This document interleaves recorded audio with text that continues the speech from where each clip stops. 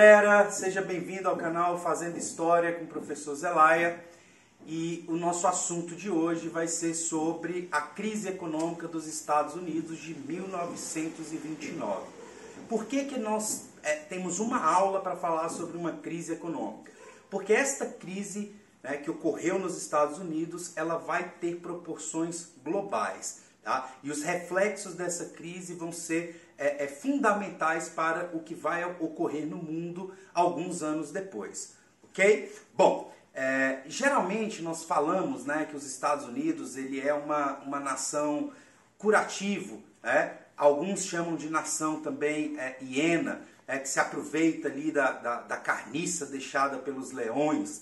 E aí a gente vai entender por que isso ocorre. Bom, 1929, obviamente, alguns anos após a Primeira Guerra Mundial, e a Primeira Guerra Mundial ela foi fundamental para que os Estados Unidos pudessem, após o fim desta guerra, se tornar uma imensa potência econômica. Tá? E de que forma? Primeira coisa que a gente precisa entender, lembrando que a Primeira Guerra Mundial, embora tenha tido proporções globais, ela ocorre única e exclusivamente na Europa. Então, os países que foram destruídos, que tiveram destruição, que tiveram muita perda humana, foram os países europeus. Os Estados Unidos não teve nenhum conflito nos seus territórios. Tá? E, fora isso, os Estados Unidos entram na Primeira Guerra Mundial um pouco tardiamente, já quando a guerra já estava em seu desenvolvimento, e ele entra basicamente para resolver toda aquela situação. Bom, então após a Primeira Guerra Mundial, os Estados Unidos sai dela extremamente fortalecido economicamente, tá? Por todos esses motivos que a gente já falou, não teve perda de território, não sofreu danos em seu território, com a destruição da Europa, os Estados Unidos passa a ser o principal exportador de mercadorias para fora dos Estados Unidos, para o mundo, basicamente. Os Estados Unidos ele passa a vender basicamente para o mundo inteiro. Isso vai gerar também uma mega produção dentro dos Estados Unidos, gerando um lucro cada vez maior. A Europa, por sua vez, teve o processo totalmente contrário. A Europa saiu da Primeira Guerra Mundial totalmente quebrada. Por quê? Muita destruição dos seus territórios, muitas cidades destruídas. Quando a gente fala em cidades, a gente fala também nos parques industriais europeus que foram destruídos, tá? Muitas perdas humanas, milhões de vidas foram perdidas durante a Primeira Guerra Mundial, e em perdas humanas também está encaixada aí a perda de mão de obra, o que vai gerar, obviamente, um desemprego muito grande, uma inflação e, obviamente, uma dependência financeira de outros países. E os Estados Unidos, então, aí entra o papel da hiena, se aproveitando ali daquele montante de problemas, ele entra para resolver a situação. De que forma? Os Estados Unidos resolvem, então, emprestar dinheiro para que esses países europeus pudessem se reconstruir. Tá? Além do empréstimo de dinheiro, o que os Estados Unidos fez? Baixou o preço dos seus produtos, permitiu que esses europeus pudessem comprar e começou a conquistar um mercado consumidor muito amplo nesse momento. Com isso, as indústrias norte-americanas passaram a produzir cada vez mais e a vender também cada vez mais. Isso foi gerando dentro dos Estados Unidos um lucro e uma quantidade de dinheiro absurda, o que permitia que os Estados Unidos reconstruísse basicamente a Europa inteira. Porém, em 1923, alguns países europeus, percebendo que esse era um buraco sem fundo, que quanto mais eles comprassem dos Estados Unidos, quanto mais eles aceitassem dinheiro emprestado, mais dependentes eles ficariam. E alguns países europeus, então, tentaram resolver essa situação com algumas medidas protecionistas. A principal delas foi, basicamente, proibir a importação dos produtos norte-americanos. Tá? vários países europeus passaram a não consumir mais esses produtos que vinham dos Estados Unidos. Para quê? Para parar de alimentar a economia norte-americana e resguardar um pouquinho a economia do seu próprio país ali dentro da Europa. Obviamente, num primeiro momento, os Estados Unidos nem sentiu tanto efeito assim, tanto impacto. Por quê? Porque o seu mercado interno também era muito forte. Só que em 1923, com essas medidas protecionistas aí, gerou a primeira crise nos Estados Unidos, que foi a chamada crise da superprodução, que é mais ou menos assim: a indústria, ela produz muito, né, faz muitos produtos, mas não tem o mercado para vender esses produtos. Ou seja, tem muito produto na praça, pouca gente para consumir. O que vai ocorrer com esse preço desse produto? Ele vai cair, tá? E isso foi o que nós chamamos da crise da superprodução. Qual foi o resultado? Primeiro, uma queda dos preços dos produtos, obviamente. Com essa queda dos preços, o lucro vai abaixar. A primeira atitude dessas indústrias vai ser reduzir os salários. Quando o lucro não tiver alcançado o seu objetivo, né?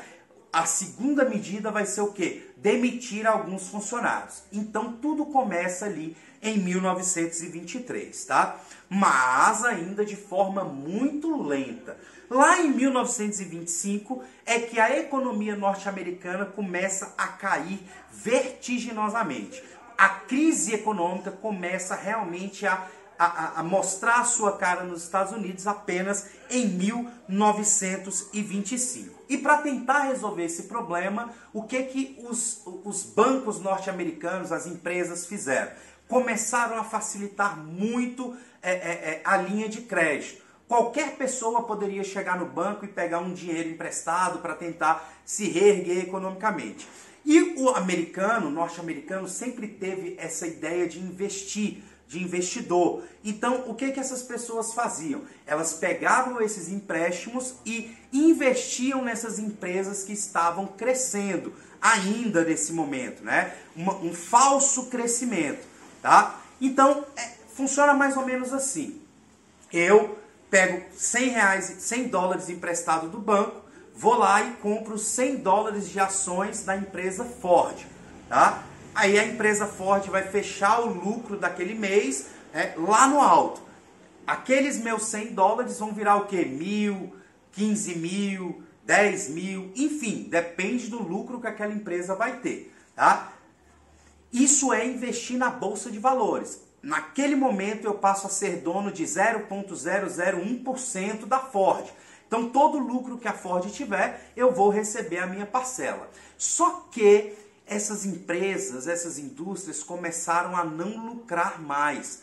Começaram, ao contrário, a ter prejuízos dentro da economia norte-americana. Então, esses vários investidores que investiram nas ações dessas empresas começaram a ficar com medo. E esse medo, né, esse pânico de perder o seu pouco dinheiro ali que estava investido, gerou um movimento de venda dessas ações. Tá? E aí, em 24 de outubro de 1929, coincidentemente, 12 milhões de ações foram colocadas à venda no mesmo momento.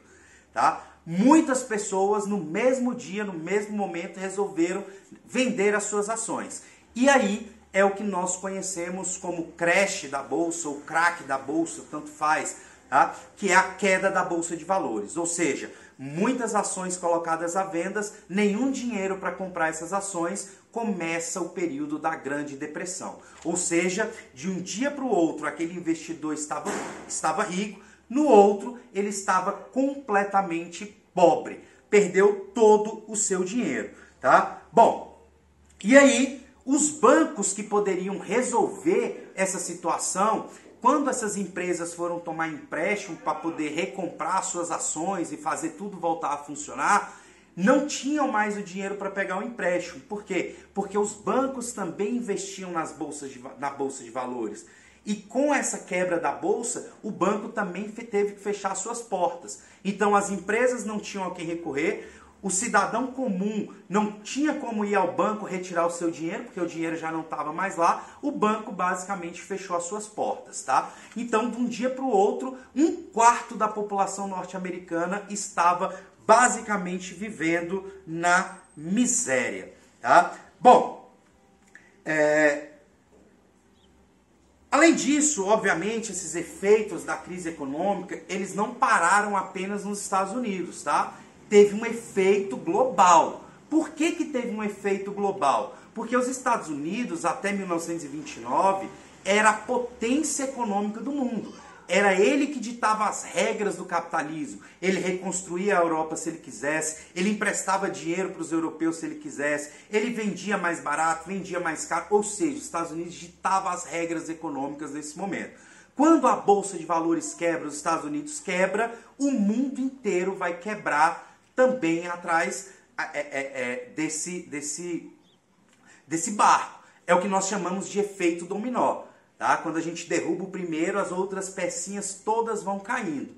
Tá? E aí, os Estados Unidos, para tentar resolver o seu problema, começa a fazer o quê? Cobrar aqueles empréstimos que eles tinham feito para os países europeus, que não tinham esse dinheiro para pagar as dívidas, né? Pagavam uma parte, mas os juros iam aumentando, e aí esses países europeus também degringolaram em uma crise econômica muito, muito grande. Bom, nesse momento o capitalismo global estava em crise, tá? E essa crise atingiu todos os países do mundo, correto?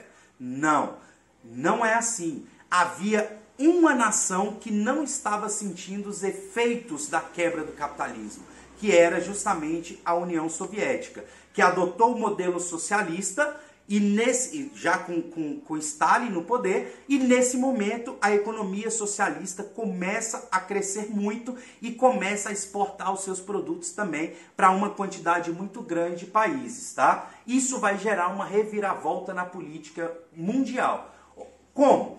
Muitos países que eram capitalistas, né, apoiavam os Estados Unidos, vão se tornar, alguns deles, socialistas. Outros, vendo que o liberalismo, né, do capitalismo não funcionava, abandonaram esse modelo, mas temiam também aderir ao socialismo, e aí começa a surgir na Europa vários e vários modelos políticos considerados de extrema direita. Vai nascer o nazismo, vai nascer o fascismo e outros modelos aí também de extrema direita, que depois vai ter consequências aí muito graves para o mundo inteiro, tá?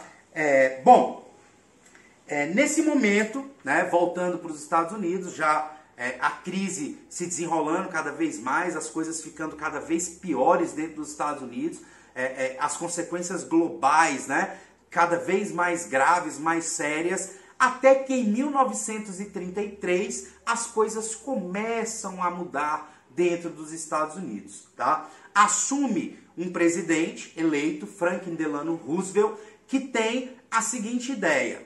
Ele decide abandonar o modelo político chamado laissez-faire, que é aquele modelo, né, do liberalismo econômico, onde o Estado não intervém na economia, e ele assume o modelo político chamado modelo do bem-estar social, tá? Que é quando a economia, o Estado começa a intervir na economia visando o bem-estar coletivo, tá? E aí, Franklin Delano Roosevelt, através de um programa que ele criou junto com um economista, né, chamado Keynes, começa a pôr em prática esse programa chamado New Deal, ou seja, o novo acordo, que é quando o Estado norte-americano começa a intervir diretamente na economia. De que forma? Bom, primeira coisa, ele resolve fixar, né, dentre vários e vários detalhes, né, do New Deal, alguns programas foram muito fundamentais nesse processo, tá? Algumas medidas, como por exemplo, ele fixou limites de produção agrícola. Cada produtor agrícola só poderia produzir X quantidade de alimentos para não haver uma superprodução e a inflação não aumentar. O que mais? Ele concedeu créditos governamentais, dinheiro do Estado, né, para empresas que estavam conseguindo se recuperar, mesmo lentamente. E aquelas empresas que declararam falência, ele adquiriu, ele nacionalizou, ele transformou essas empresas em empresas do Estado, para que elas voltassem a funcionar e gerar os empregos que elas geravam antes, tá? Ele reduziu a jornada de trabalho, diminuiu o salário e empregou mais gente. Mais gente, por exemplo, se um trabalhador trabalhava 8 horas, ele reduziu para 4 e colocou 2 para fazer o que antes não fazia. Para que isso? Para que nenhuma pessoa ficasse sem trabalho e sem ter como sustentar, né, a si mesmo e a sua prole, para gerar cada vez mais empregos, tá? Bom, ele também investiu muito em obras públicas como estrada, hospital, escola, né, para que essas pessoas que ainda estavam desempregadas voltassem a trabalhar e adquirir também o seu sustento. Bom, também modificou as regras fiscais, tá? Cobrança de imposto. Agora nos Estados Unidos, quanto mais dinheiro você ganha, mais imposto você paga. Isso daria um suspiro para aquelas classes mais baixas, mais pobres, pagarem menos impostos, né? E garantir uma qualidade de vida ainda, né, um pouco melhor. E esse modelo chamado New Deal, ele funcionou muito bem. Tanto é que Roosevelt foi reeleito mais 2 vezes nos Estados Unidos por conta dessa mudança que ele promoveu dentro da economia norte-americana. Claro que a economia norte-americana foi se recuperando a passos lentos, tá? Lentamente, mas foi se recuperando, até que estourou, né? E aí, para sorte absurda dos Estados Unidos, por isso algumas pessoas chamam de nação hiena, né? Porque para sorte dos Estados Unidos vai explodir mais uma guerra mundial. E essa Segunda Guerra Mundial é que será responsável com que os Estados Unidos retome a sua posição de economia mais forte do mundo mais uma vez. Mas isso é um assunto para a gente ver num próximo momento. Tudo bem? Ficamos por aqui por hoje, pessoal. Espero que vocês tenham gostado. Deixa o seu likezinho aí, se inscrevam no canal, perguntem, comentem. Eu estarei sempre disposto a responder qualquer dúvida de vocês. Tudo bem? Um beijo para vocês. Tchau, tchau. Fiquem bem.